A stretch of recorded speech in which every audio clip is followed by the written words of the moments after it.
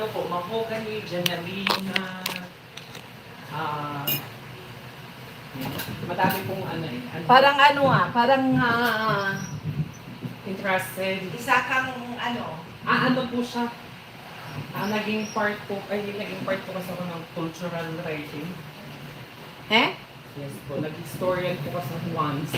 Wow. Kaya pinag-aralan ko pa yung history. Tapos nagsulat ng libro. Anong libro? Ayun po, all about culture and heritage. Published? Yes po, published. Kasi hindi pa po siya na circulate kasi mahal. Ginawa mo kasing mahal. Ay, makapal po kasi. 300 topics. Chapters? Topics? Okay. Pangalan nito?